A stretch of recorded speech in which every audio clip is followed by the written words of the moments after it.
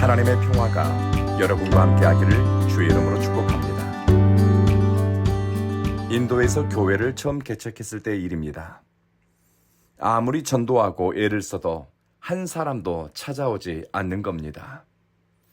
제 헌신과 열심은 현실 앞에서 부정당한 느낌이었고, 아무도 없는 빈 예배당에서 예배를 인도하는 것이 때로 엄청난 짐처럼 느껴졌습니다. 그리고 실패했다는 자괴감, 사역에 열매가 없다는 패배의식은 저를 괴롭히기도 했습니다.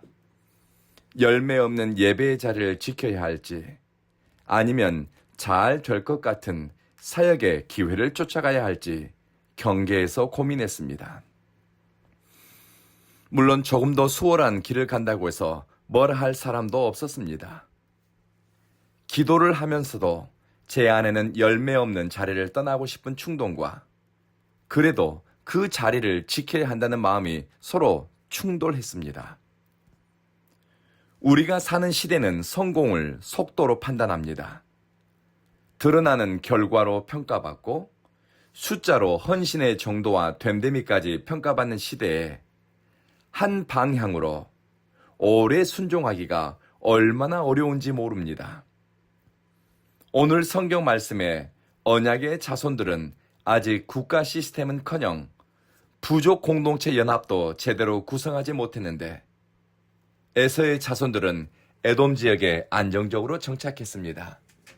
그리고 정치 체제를 도입해 왕을 세웠고, 영향력을 확대하면서 경제적, 정치적 번영의 기반을 닦았습니다.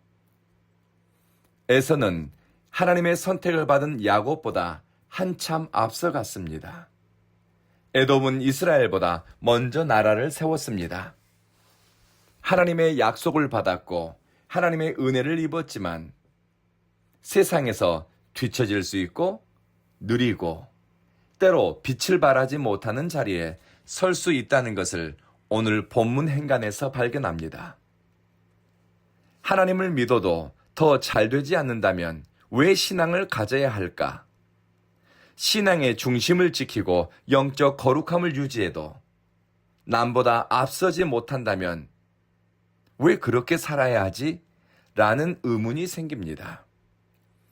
우리가 생각해 보아야 할 것은 신앙은 성공을 얻어내기 위한 수단이 아니라는 것입니다.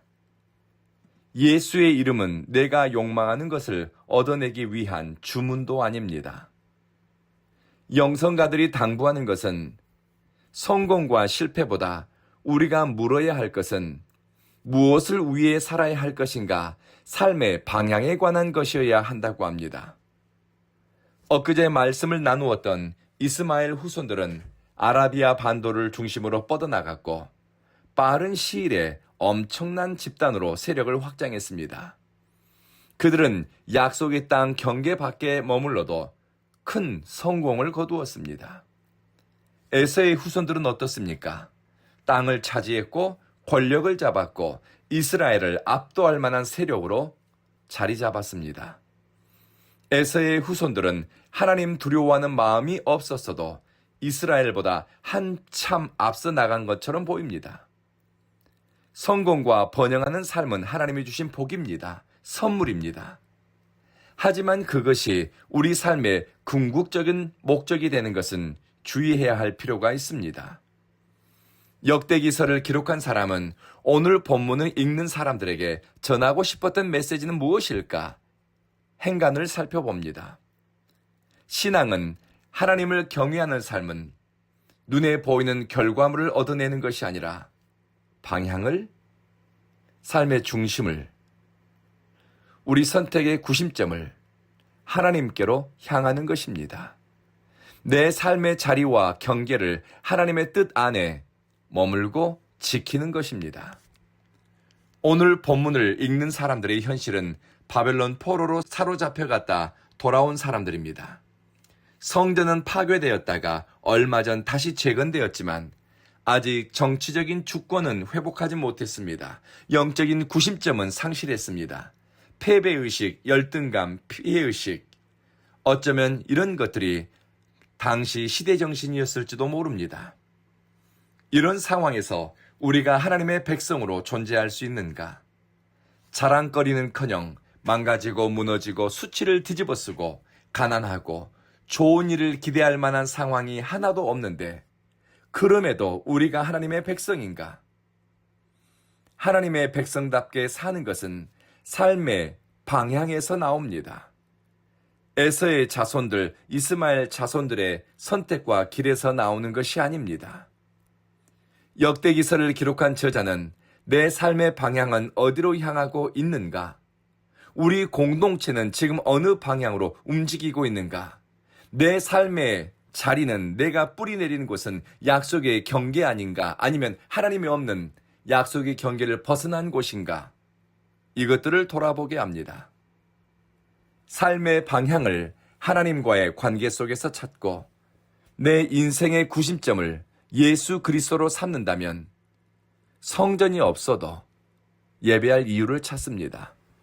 제사장이 없어도 하나님께 불러드릴 믿음의 노래가 있습니다. 실패하고 넘어지고 흉터뿐인 인생길을 지나왔어도 하나님 아버지 감사합니다.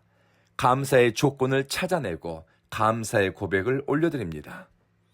남보다 뒤처진 것 같고 경쟁에서 낙오한 것 같아도 조급함보다는 하나님께 소망을 둡니다. 하나님의 신실하심과 한결같음을 기억하면서 진실하고 신실하게 일상을 살아갑니다. 제가 인도에서 빈예배당, 열매 없는 사역을 반복하면서도 버틸 수 있었던 이유가 있었습니다. 기도할 때마다 하나님은 제가 그 자리, 예배의 자리에 저 홀로 앉아 있더라도 자리를 지키는 것만으로도 기뻐하신다는 확신을 주셨습니다. 제가 뜻을 정해 시간과 행위, 선택을 하나님께로 향하는 것을 우리 주님이 주목하고 계시다는 것을 깨닫게 하셨습니다. 사랑하는 성도 여러분, 하나님은 우리 삶에 일정한 방향과 루틴이 있기를 원하십니다. 하나님과 친밀한 사랑의 관계를 만드는 영적 루틴, 일상의 습관을 만드는 것입니다. 우리 삶의 동기와 목적이 하나님의 영광으로 모아지는 것입니다. 눈에 보이는 열매가 없고 현실은 마치 황폐해진 가나안 땅처럼 보일지라도 장차 임할 하나님의 영광을 소망하며 머물러야 할 자리를 지키는 매일의 연습과 헌신이 쌓이고 쌓여 우리의 삶은 하나님의 임재로 사랑의 소통의 충만함으로 나아가게 될 것입니다.